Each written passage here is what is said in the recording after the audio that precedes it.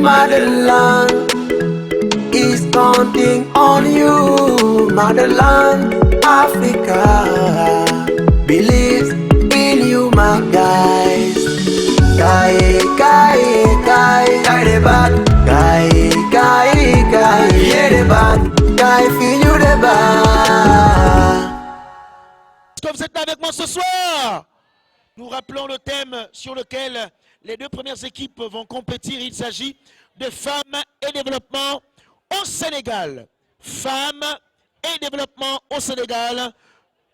Bien, alors nous commençons dans quelques secondes, mesdames et messieurs. Monsieur le président du jury, chers membres du jury, vous êtes prêts? Alors, la parole à l'équipe de CA pour 10 minutes.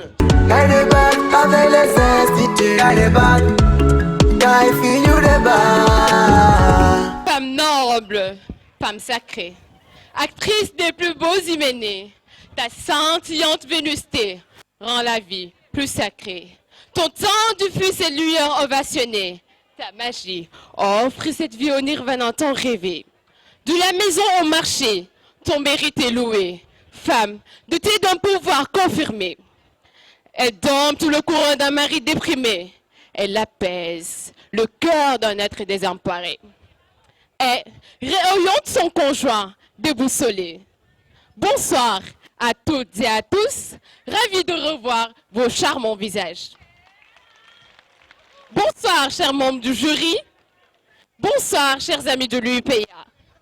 Je suis Geneviève Irène Diouf, élève ingénieure à l'École supérieure d'économie appliquée.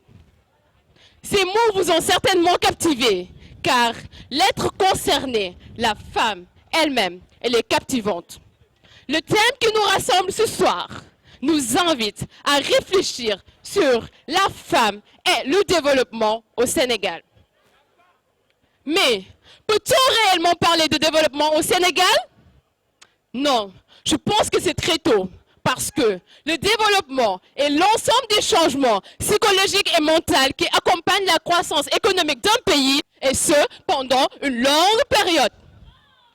Ceci dit, que le changement n'est pas un état de lieu, mais plutôt un long processus.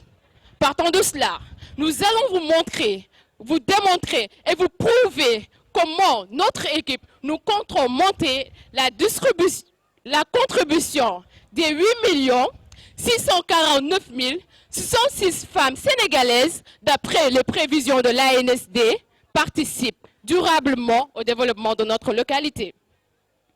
Ces femmes dont je vous parlais tout à l'heure sont vues, esquivées de tout droit les concernant. Elles ont vu leurs valeurs, leur abnégation bafouées. Cependant, elles ont su s'affirmer.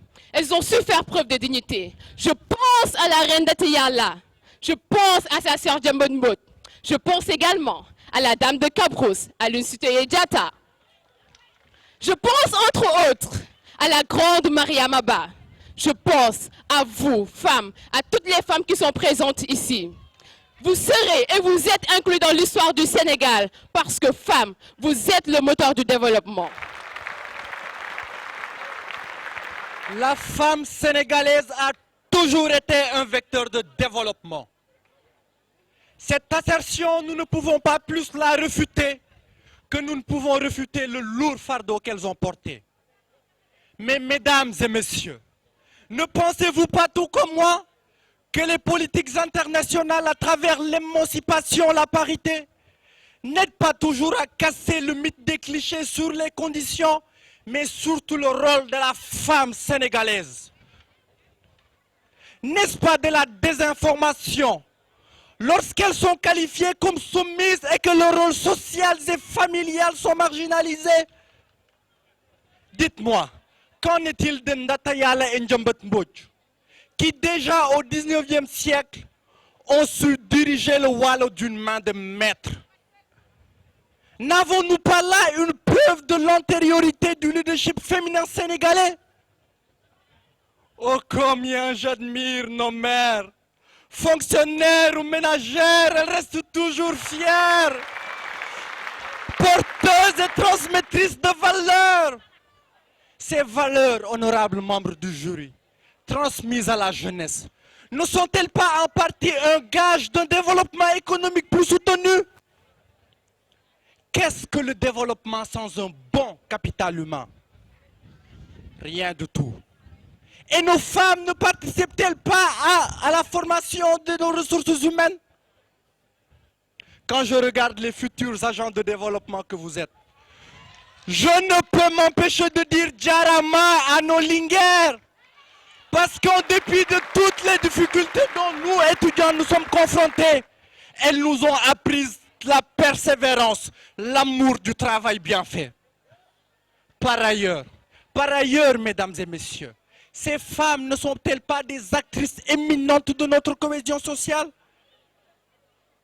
La portée économique de cette cohésion sociale est inestimable. Remarquez, en 2018, l'investissement direct et étranger représentait 35% du PIB national. Croyez-vous que cela aurait été le cas si le pays de la Teranga était en proie à des crises sociales et politiques? Non, je ne pense pas. Alors permettez-moi encore une fois de vous dire Djarama à nos reines. Parce qu'elles ont su être précurseurs d'une société plus juste et paisible. Mais réduire le rôle de ces femmes simplement sur le plan social serait une erreur. Car sur le plan économique, elles font des merveilles. Dis-leur, mon cher, dis-leur. Avec plaisir, mon très cher. Lorsqu'on parle de développement, on pense forcément à l'économie, chose qui est très normale. Mais permettez-moi avant tout de vous rappeler que la société sénégalaise était autrefois connue comme étant une société paysanne. Et donc, l'activité économique tournait principalement autour d'une articulation entre l'agriculture et l'élevage. Et ce soir, je m'en vais vous démontrer avec clarté, dans une simplicité sans aucune ambiguïté, que la femme a toujours eu une place prépondérante dans la conduite de ses activités. Si nous prenons des zones comme la Casamance, la zone des Niayes et un peu la zone de Fatick, les femmes participaient dans presque toutes les activités champêtres, de la préparation des sols au bêchage, en passant par les semences et les sarclages. Une fois ces récoltes obtenues, une partie était consacrée à l'alimentation domestique, pendant que l'autre à la commercialisation. Mesdames et messieurs, saviez-vous que ce sont ces revenus agricoles qui permettaient d'inscrire les enfants à l'école? Saviez-vous que ce sont ces mêmes revenus agricoles qui permettaient de soigner les malades? Est-ce que vous saviez que ce sont ces mêmes revenus agricoles qui permettaient de renforcer le troupeau pour ainsi faire fleurir l'élevage?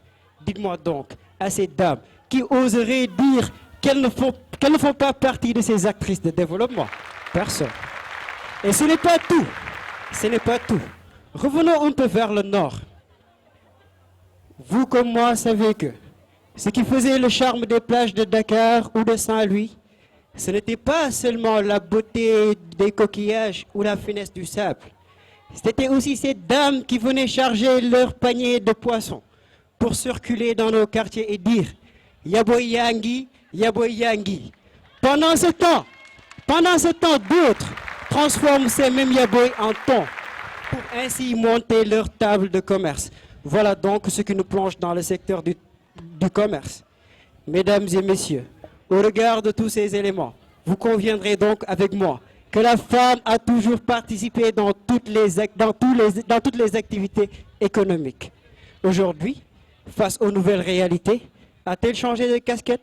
Point d'interrogation. Mais cette interrogation ne restera pas sans réponse.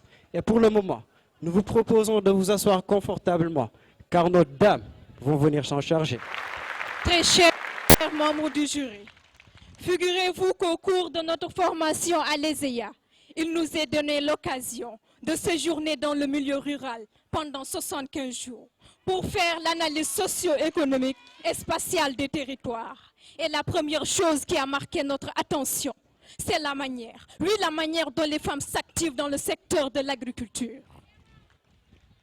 Les femmes s'activent dans le secteur de l'agriculture, et cela de la production à la commercialisation.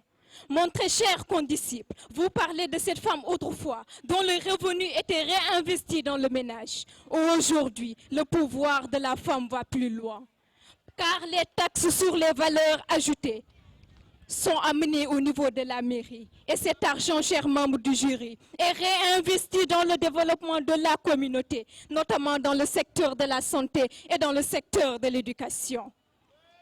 Nos travaux d'agents de développement nous permettent d'affirmer sans gêne que les femmes constituent l'épine dorsale de l'économie rurale et assurent à ce titre un rôle prépondérant dans l'alimentation et dans la nutrition.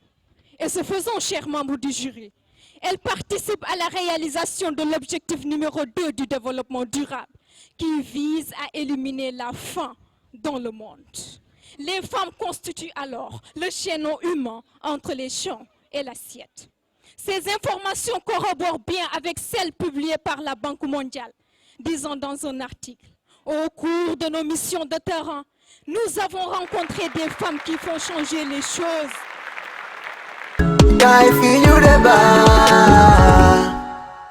La femme ne doit pas être l'accessoire qui orne, l'objet que l'on déplace, la compagne que l'on flatte ou calme avec des promesses. La femme doit être la racine première fondamentale de la nation, où se greffe tout apport, d'où part aussi toute floraison. Il faut inciter la femme à s'intéresser davantage au sort de son pays. Tels sont les propos de notre chère Mariama Ba. Sur ce, mesdames et messieurs, honorables membres du jury, bonsoir. Femmes et développement au Sénégal, un thème qui nous fait penser à des personnes qui nous sont chères. Parce que qui dit femme, dit nos braves mères. Qui dit femme, dit nos vaillantes sœurs. Qui dit femme, dit nos courageux ancêtres. Et d'après Ségolène Royal, je vous cite: l'avenir du développement des pays les plus pauvres passe par les femmes. Fin de citation. Et par développement, bien sûr, entendons l'épanouissement et l'émergence de notre cher pays sur le plan économique, social, politique et culturel. Quelle était la place de la femme dans la société sénégalaise? Quel rôle joue-t-elle aujourd'hui dans la marche du pays? Quelle perspective apporter face aux difficultés qu'elle rencontre? Voilà les questions sur lesquelles moi et mes coéquipiers, nous vous apporterons des réponses claires et nettes. La gente féminine a toujours joué un rôle déterminant, et ce, sur tous les plans dans le développement du Sénégal. La gente féminine a toujours joué un rôle déterminant, et ce, sur tous les plans dans le développement du Sénégal. D'abord, nous considérons qu'un pays qui est sous le joug d'une puissance coloniale ne peut aspirer au développement. D'abord, nous considérons qu'un pays qui est sous le joug d'une puissance coloniale ne peut aspirer au développement. Au Sénégal, nous avons les femmes qui ont toujours contribué au développement, parfois plus important que celui d'un chef d'État. Vous avez tous eu vent des exploits des femmes du Wallo, qui sont sans conteste celles qui se sont le plus impliquées dans la sphère politique. En effet, la reine Nateyala sera la première à affronter le pouvoir colonial et son règne sera marqué par une défiance permanente contre les Français. Elle a livré une bataille acharnée contre eux. On ne saurait parler de domination coloniale sans évoquer la jeune prêtresse du sud du Sénégal, celle qui fut surnommée la Jeanne d'Arc d'Afrique pour son courage et sa bravoure. Je veux nommer Alune Sitoé Diatta. Sur le plan éducatif, nombreuses sont les femmes qui ont contribué au développement du Sénégal. Parmi ces figures héroïques, on peut citer Mariama Ba, auteure du célèbre roman intitulé Une si longue lettre. Merci. Alors, hommage à nos braves dames. On ne saurait continuer notre argumentaire sans noter leur rôle, ô combien important dans le processus de développement de notre pays. Les femmes occupent aujourd'hui une place centrale dans le processus de développement du pays. Selon le plan Sénégal émergent et dans la rubrique emploi, les femmes représentent plus de la moitié de la population sénégalaise et 65% de la population active. Elles représentent alors un segment important dans le processus de dynamisation de l'économie. Au Sénégal, les femmes sont omniprésentes dans le secteur informel, un secteur qui contribue à hauteur de 60% dans l'économie du pays. L'agriculture représente un secteur fort de l'économie du pays. En 2017, elle contribuait à hauteur de 16% dans l'économie nationale. Vous conviendrez alors avec moi que ce secteur, comme l'élevage et la pêche, constituent des secteurs forts et les femmes y sont toujours présentes. Cette agriculture est majoritairement pratiquée en milieu rural. Et dans ce milieu, je vous dis bien, dans ce milieu, les femmes s'assurent de la majeure partie des travaux champêtres. Et selon la FAO, 75% du travail sur l'ensemble de la filière agricole est féminin. Ainsi, convenez avec moi que les femmes sèment, repiquent, récoltent, désherbent, surveillent, transforment et commercialisent. Dans la pêche, les femmes s'occupent de l'écoulement et de la transformation des produits halieutiques, sans oublier ces bonnes dames qui, au gré de la marée, pataugent dans la boue au risque de laisser leur vie. Et ceci, dans le simple but d'augmenter les revenus de la famille et de remplir le ventre de leurs partenaires et progéniture. Elles se réveillent avant le réveil, se lèvent avant le soleil à la recherche du poisson, dont la vente d'une pièce s'accompagne d'une vague de sueur, d'une bouffée de sueur et d'une vague de chaleur. Ce constat est le même dans le maraîchage, où les femmes s'occupent de la revente, la conservation et la commercialisation des produits qui sont issus. Alors, ça c'est bien, que les femmes occupent une place centrale dans le processus de développement du pays. Et ce n'est pas tout, mon cher. Les femmes se livrent à des métiers comme la couture, la coiffure, la teinture, la restauration et j'en passe. Les femmes sont partout, au carrefour des rues, le long des routes, dans les marchés permanents et hebdomadaires. Pour ne citer que cela. Les activités économiques sont diverses. Nous avons l'exemple des grandes commerçantes de tissus, des marchés HLM, Sandaga à Dakar et Okassa Touba. Nous ne saurions boucler ce thème sans évoquer le rôle des femmes dans le secteur formel. Nous avons des femmes professeurs, des femmes médecins, des femmes avocates, des femmes ministres, des femmes entrepreneuses et j'en passe. Plusieurs exemples peuvent être pris. Par exemple, Eva Marie Kolsek, ancienne ministre de la Santé, a contribué à sa manière au développement du pays dans le domaine sanitaire. De plus, Aïssata Tall Sall, à sa manière, a œuvré pour le développement du pays à travers son rôle d'avocate et de ministre des Affaires étrangères et des Sénégalais de l'extérieur. Si aujourd'hui, des Sénégalais parviennent à faire des transactions à des frais imbattables, c'est parce que nous avons une directrice au niveau de Wave Sénégal. Je veux nommer Madame Koura Karine Sen.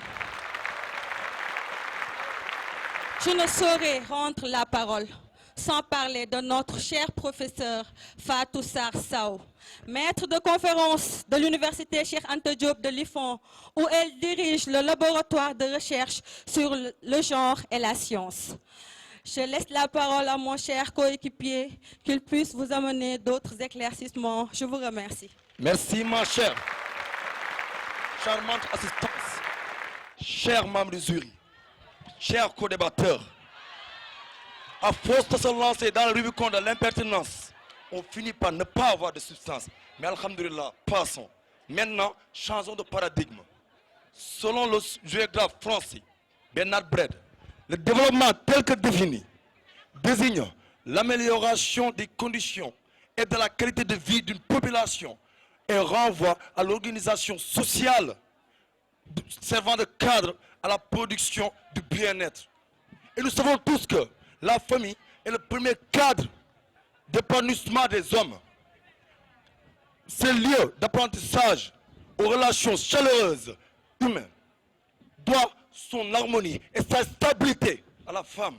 Au Sénégal, la femme a été toujours considérée comme la plus apte pour l'éducation de l'enfant. Cette dernière, l'éducation évidemment, l'éducation est le premier facteur de développement humain. Elle est plus large que l'instruction, on le sait tous. Première éducatrice, la femme marque de son empreinte le processus de développement de la personnalité de l'enfant. Et d'autant plus que, dans la plupart des cas, l'enfant, jusqu'à l'âge de la scolarité, cher membre du jury, reste près de sa mère qui lui ouvre les yeux aux prodiges de la vie. Je vous prends en témoin, cher public. Nos mamans nous ont inculqué des valeurs et des vertus qui ont fait de nous ce que nous sommes aujourd'hui. Leur non-implication ou leur absence dans notre vie aurait des conséquences sans précédent sur notre devenir et en l'occurrence sur la société. Oh la gente féminine.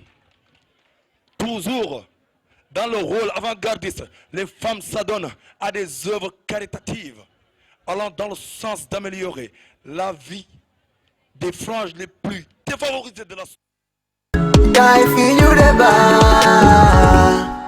Très cher, vous nous parlez d'impertinence, mais je pense bien que notre discours a bien dirigé la vôtre. Laissez-moi, très cher, vous convoiter au cœur du débat, vous amener au cœur du débat. Léna, vous avez la parole. Charmante assistance, nos braves femmes s'activant dans le secteur agricole ont pris conscience de l'urgence de s'activer dans la transformation de nos produits locaux. À l'heure de consommer local, combien sont-elles, ces femmes, au fond de module natal, dans la transformation de mil, en tchéré ou arao, nous régalons lors de nos soirées dominicales, autour de notre bol de lard ou fondé national. Combien sont-elles dans la production de guerte tchaf, de guerte sucre, d'andamaras? Oh, combien sont-elles dans la production le long de la petite côte? La production de guedji, de yet et de ketchar. Ces femmes développent alors des économies sociales et solidaires, créant de nombreux emplois dans le monde rural. Et ce n'est pas tout. Ces mêmes revenus, certes modestes ou irréguliers, ils sont devenus essentiels car contribuant à la modernisation des sociétés et des économies locales.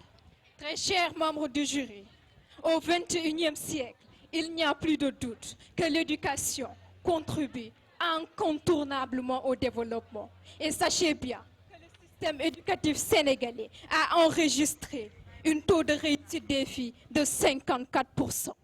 Parmi ces filles issues du système éducatif demeure Ndinjai. Au premier chant du coq, sous le silence du cimetière du matin, Ndinjai se lève, un sac rempli de dossiers en main, vêtue d'une robe achetée à la dernière friperie du quartier. Elle quitte son Yumble, direction le centre-ville de Dakar, entre bus Tata et Ndiaganya rempli de monde. Ndinjai est une assistante de direction qui, dès son arrivée, s'active entre paparazzi et réunions afin de relever les innombrables défis l'attendant au bureau, sans compter ceux d'assistante de direction et ceux de mère de famille l'attendant à la maison. À l'image de Ndinjai, beaucoup de Sénégalaises, vous et moi, camarades étudiantes, futurs cadres du Sénégal, se battent au quotidien afin d'exceller dans sa vie professionnelle, sans léser bien sûr sa vie familiale.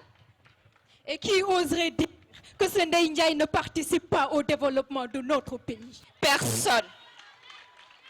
Et figurez-vous, mais ma très chère, que se passerait-il si on donnait beaucoup plus de pouvoir, beaucoup plus de force à ces braves et courageuses Ndinjai? C'est pour cela, tout comme cette Ndinjai, tout comme cette femme sénégalaise, moi aussi j'ai un rêve. I have a dream. Je rêve d'un Sénégal où la femme pourra occuper le plus haut poste de nos entreprises, quel que soit le secteur, sans discrimination ni barrière sociale. Mais qu'en est-il alors de leurs femmes Si on leur donnait beaucoup plus de pouvoir, qu'adviendrait-il du secteur agricole?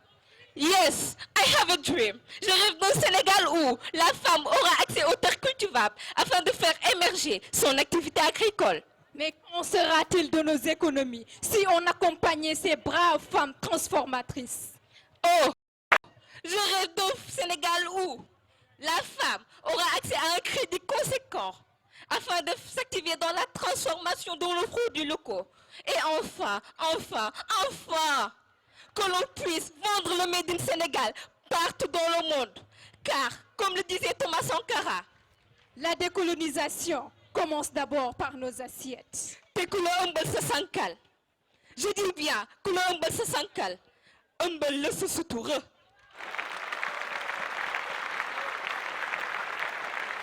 Angela Meyer nous disait, la femme est comme une rivière qui coule lorsqu'elle est en parfaite harmonie avec son esprit. Elle s'en va sans prétention et arrivée à sa destination, elle s'arrête. Fin de citation. Au vu de tout ce qui a été dit ici ce soir, charmante assistance, noble public, je peux affirmer tant et fort, comme vous tous ici, que la femme est bel et bien actrice et moteur du développement.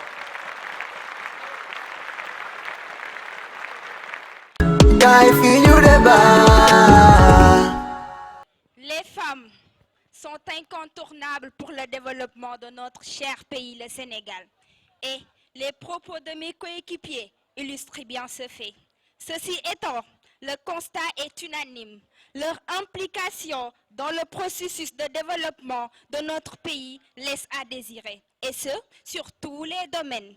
Pour remédier à ce problème, il serait impératif pour l'État d'agir plus conséquemment en faveur de cette force vive que sont les femmes.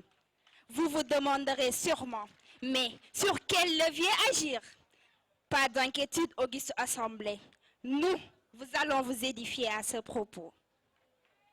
Primo, il faut augmenter le taux de scolarisation des filles et veiller surtout sur leur maintien à l'école. Selon l'Agence nationale de la statistique et de la démographie du Sénégal, en 2018, le taux de scolarité des filles était de 92,1% au primaire contre 57,8% au secondaire, soit un gap de 34,3%. 34,3%. Ce chiffre nous interpelle sur l'urgence de mettre en place des mécanismes qui vont viser à maintenir la femme à l'école, à maintenir nos filles à l'école, au moins jusqu'au baccalauréat. En effet, les filles d'aujourd'hui feront les femmes de demain. Et nous savons tous qu'une élite féminine très bien formée stimulerait le potentiel de développement de notre cher pays. Et cela de façon très considérable. Secondo, il est aussi de leur devoir de favoriser l'entrepreneuriat et l'autonomisation des femmes en augmentant les programmes de microfinance. Bien sûr, on sait déjà que des avancées ont été notées dans ce sens avec les programmes de financement tels que la PAPEJ-F, l'ADER et j'en passe. Et comme disait Kofi Annan, je cite, « Il n'y a pas d'outil de développement plus efficace que l'autonomisation des femmes ». Fin de citation. Le style de management féminin est un champ à exploiter au Sénégal. Les femmes exercent un leadership participatif orienté vers des personnes et beaucoup s'accordent à dire que ce style est le mieux adapté aux réalités de notre ère.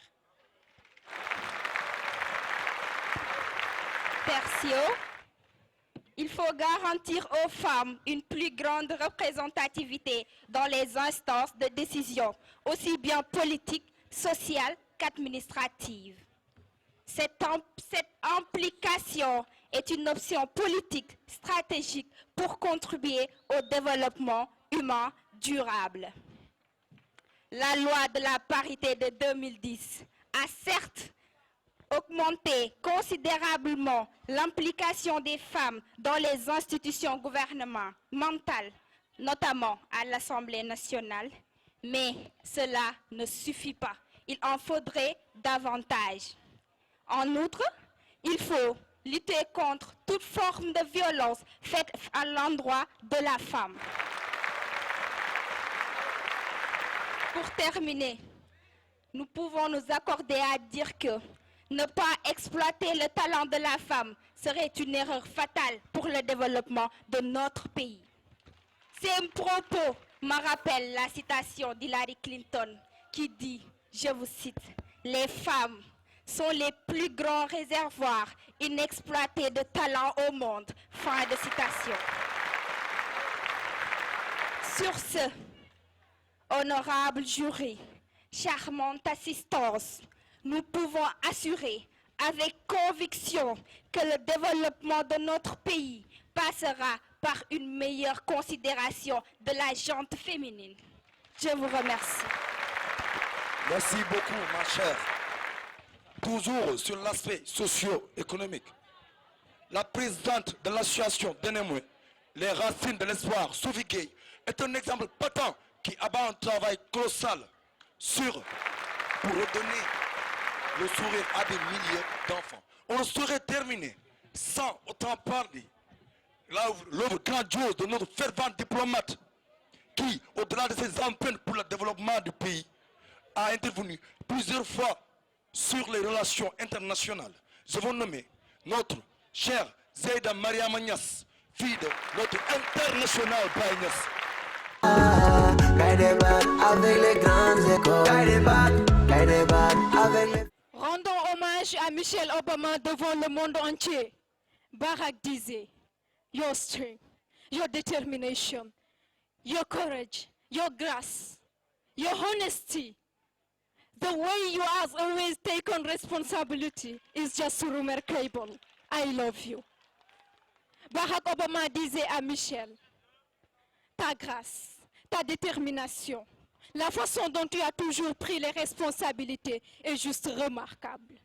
Ce soir, en vous parlant de la grande Yacine Boubou, au même titre que Barack Obama, devant cette charmante assistance, devant notre cher membre du jury, j'ai envie de lui rendre un vibrant hommage. Elle était jeune, elle était belle, elle rayonnait telle une rose et venait à peine de découvrir la joie, le bonheur, la chance d'être une maman. Mais en plus d'être imprévisible, la vie est un flambeau toujours prêt à s'éteindre. Elle n'avait pas vu venir que son homme, Biram, son homme major, avait une grande ambition. Une ambition, celle de devenir roi et qui n'allait pas l'épargner. Le marabout mort fit savoir que pour qu'un tel rêve puisse se réaliser, il faut faire un sacrifice. Un sacrifice? Je vous vois déjà imaginer le sang couler. Je vous vois imaginer la douleur infligée. Je vous vois imaginer la vie qui sera ôtée. Et effectivement, une vie sera ôtée. Car Yacine Boubou a fait le choix. Quand les trois autres femmes de Biram a fait le choix de faire le sacrifice, permettant ainsi à son homme de devenir roi du Cayor. Était venu le moment redoutable, le moment de regarder droit dans les yeux son petit bout de chou, tout mignon, qui dégageait une chaleur humaine exceptionnelle et de partir à jamais. Mais Yacine Boubou décida quand même de partir, permettant à son mari de devenir roi du Cayor et 17 ans plus tard à son fils Biram de devenir roi du Cayor également.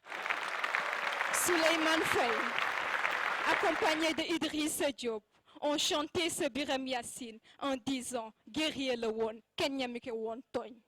Mais qui oserait le faire, sachant les sacrifices, les innombrables sacrifices qui ont été faits par la grande Yacine Boubou.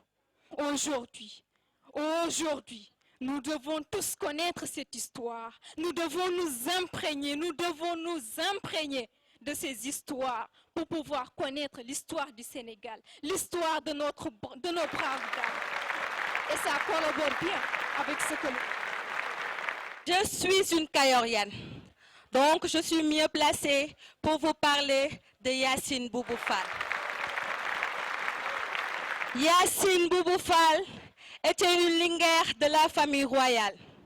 Elle était la plus jeune des 4 épouses du prince kayorien Major Fatim Goloyan Fall. En cette année de 1647, le damel du Kayor, Daoud Demba Fall, meurt et la bataille pour sa succession est ouverte. Major Fatim Goloyan Fall, qui convoitait le trône, s'en alla chercher les services d'un riche marabout mort. Ce dernier lui promet le trône, mais à une seule condition, il devait lui faire des bains mystiques. Et ces bains mystiques devaient être accompagnés de beaucoup de sang. Et ce sang devait provenir de l'une de ses 4 épouses. Major s'en alla voir la première qui refusa. Major s'en alla voir la deuxième qui refusa. Major s'en alla voir la troisième qui refusa. Major ne voulait pas aller voir Yacine, car elle était la plus jeune et venait de donner naissance à un petit garçon. Mais quand il le fit, Yacine lui répondit, « Sonjeke won siman, ken du ko yek » C'est-à-dire qu'elle avait le regret que Major soit venu la voir en dernier lieu. Mais elle accepta et posa une seule condition. Soneke damel nala sama dom wutu. Major accepte. Au matin du sacrifice, Yacine, donnant le sein à son petit, le confie à une de ses servantes et Yacine s'en alla mourir.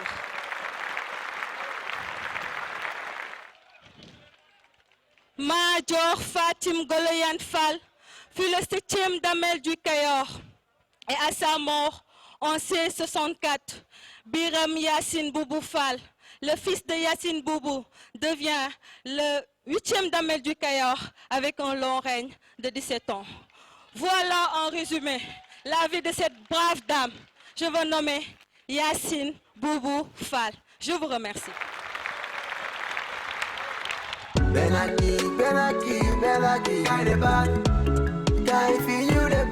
Chers compatriotes, honorables membres du jury, je vous remercie ce soir en mes qualités de, s'il vous plaît, de médiateur de la République.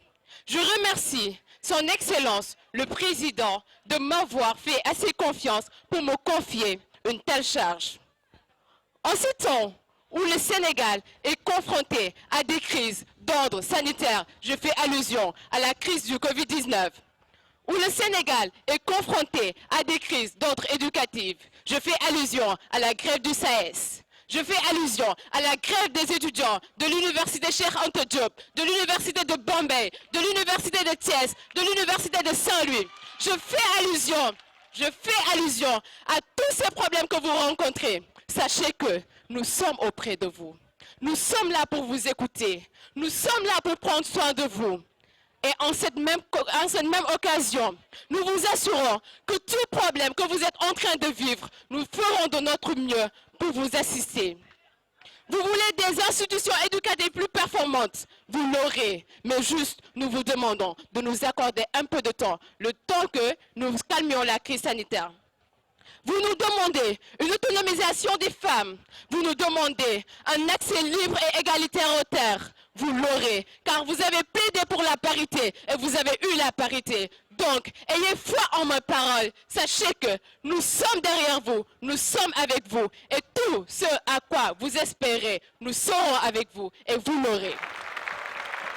Moi, en mes qualités qui sont attribuées par le président de la République, je ferai de sorte que tout jeune entrepreneur ou étudiant puisse s'insérer dans le milieu de l'entrepreneuriat libre, dans le milieu de l'agriculture notamment, car nous savons tous que l'Afrique, nous savons tous que le Sénégal ne peut être développé que par l'agriculture et surtout l'agriculture innovante. Nous vous remercions.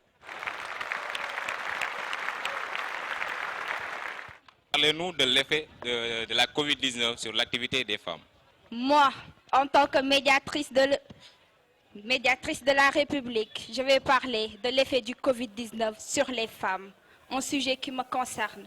On voit nettement que le travail de ces braves dames a été interrompu. Les mesures sanitaires interdisent tout rapprochement qui va entraver ce travail. Prenons exemple sur les femmes qui évoluent dans la restauration. Ce secteur a eu un frein pendant la Covid-19.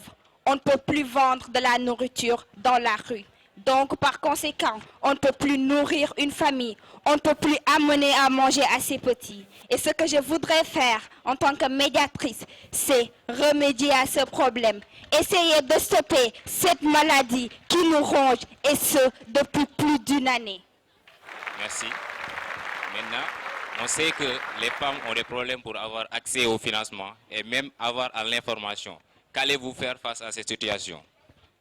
Face à cette situation, en tant que femme, je dirais que je vais augmenter le pouvoir de décision des femmes. Aux hommes de céder une place à la femme. Pas totalement, bien sûr, une seule partie du pouvoir à la femme. Qu'elle puisse prendre des décisions, qu'elle puisse entreprendre d'elle-même, qu'elle puisse avoir accès à cette ressource, à cette monnaie qui est la nôtre à nous tous. Merci. Et parlez-nous aussi de cette violence et de tout ce qui se passe actuellement dans le pays. La violence, surtout faite aux femmes. Je suis écœurée quand je pense que quelqu'un peut faire du mal à une femme, que quelqu'un peut faire du mal à une mère. Je me sens visée. Combien de cas de viol sont cités dans notre pays? Combien de femmes sont maltraitées, aussi bien physiquement que psychologiquement?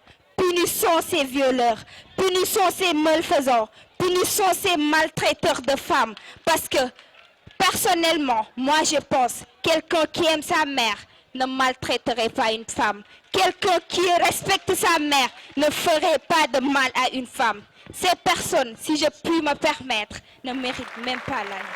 Merci. Merci beaucoup. Merci à l'équipe adverse, donc à l'équipe du UPA. Mesdames et messieurs, nous sommes arrivés au terme de ce premier match. Merci beaucoup à toutes et à tous, à ces grands orateurs. Ne vous inquiétez pas, nous entendrons parler de ces jeunes au Sénégal et même ailleurs. Alors, venons-en maintenant à la délibération. D'abord pour le match 1, qui a opposé ESEA, École supérieure d'économie appliquée, sur la route de Ouakam, qui est une école rattachée à l'Université Cheikh Anta Diop de Dakar depuis quelques années. L'ESEA fait partie de l'Université Cheikh Anta Diop de Dakar. De même que UPA, Institut universitaire de pêche et d'aquaculture, qui est aussi un institut de l'Université Cheikh Anta Diop de Dakar. Alors, pour la note de ce match, elle est de 12,20. ESEA s'est retrouvé avec 13,8 et UPA s'est retrouvé avec 11,33. Comme meilleur débatteur, nous avons Madame ou Mademoiselle, c'est selon l'Enemboj de l'ESEA.